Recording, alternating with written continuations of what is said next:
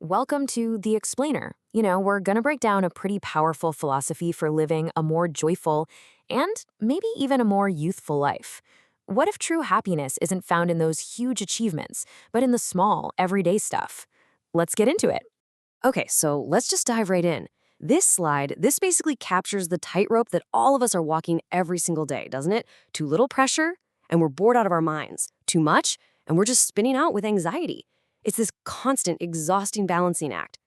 And this is exactly where this whole idea of a style of living comes into play. It's basically a set of mindsets, of practices that acts like this umbrella. It's like a personal shield that, it doesn't stop the rain from falling, but it sure helps you walk through it with a whole lot more peace. Now, here's the thing. This shield isn't something you can just go out and buy. Nope. It's something you have to build from the inside out. It all starts with mastering our inner world. That's the absolute foundation, the first pillar of this whole philosophy. And it starts the very second your eyes open in the morning. Look, this isn't about pretending your problems don't exist. It's about making a conscious, deliberate choice to just greet the day with some positivity. And I love that little note in there, even on work days, because let's be honest, that's when it's the hardest to do and probably when it matters most. Now, this one, it seems so incredibly simple, right? But really think about it for a second. In our crazy daily rush, a meal is usually just fuel we shovel in while doing something else. This practice asks us to just pause and to feel some genuine gratitude for our food. It's such a simple way to anchor yourself right back in the present moment. And that's really the golden thread running through all of this. This whole style of living is really just an invitation to slow down, to stop living in the past or constantly worrying about the future, and instead to actually be here, right now, because that's where the joy is. And look at how practical this is. It's this awesome combination of beautiful, mindful acts like breathing deep or smelling flowers, mixed with some really grounded, pragmatic wisdom. I mean, trust in Allah but lock your car, that perfectly captures this whole idea. It's a blend of faith and common sense, of the spiritual and the totally real world. So, once we start getting a handle on our inner world, how does that actually change our actions? Well, let's take a look at how this philosophy translates to how we engage with the world and the people all around us. It is so easy to fall into this trap as we get older, isn't it? We get so serious, so focused on all our responsibilities that we completely forget how to play. We start to believe that being a grown-up means leaving all the fun behind. And the source material gives us this fantastic piece of advice. Don't be an adult. Get it? Adult? It's a call to reconnect with that playful, curious, joyful part of ourselves that we all still have inside. It's permission to be lighthearted and find the fun in life again. And then, this philosophy takes that inner joy and pushes it outward. It suggests our happiness isn't just for us. It's a resource we can actually share. A simple smile can be such a powerful gift. It's a small act of generosity that can literally change someone else's day. This slide gives us some beautifully clear rules for engagement. It's about proactively adding positivity to the world through generosity, honesty, gratitude, while at the same time actively removing the negativity, like nagging and gossip.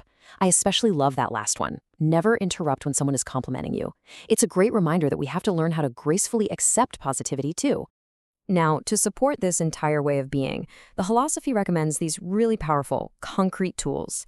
This isn't just about wishing for happiness.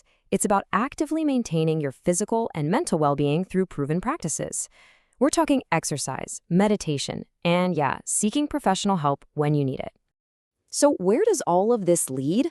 Well, it leads to a pretty fundamental shift in how we define success and what we decide truly matters in our lives. First off, it completely reframes our relationship with failure.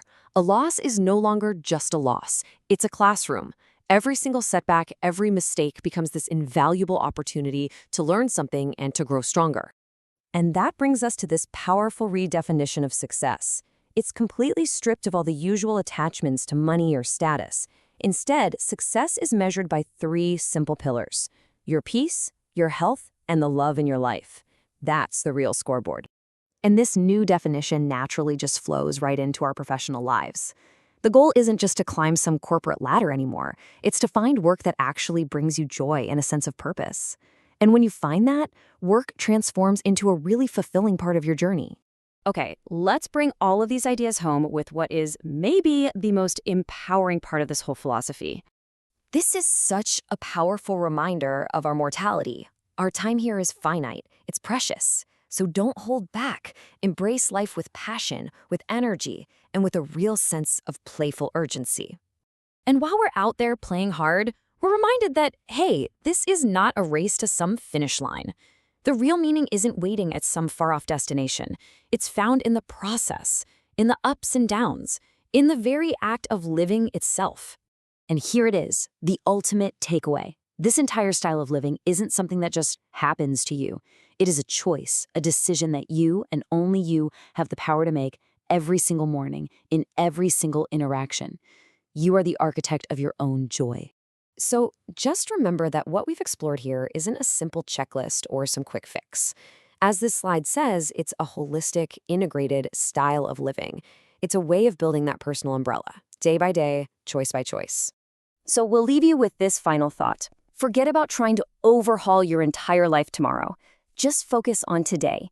Looking at everything we've just covered, what is one small, simple action you can take right now to start building your own umbrella?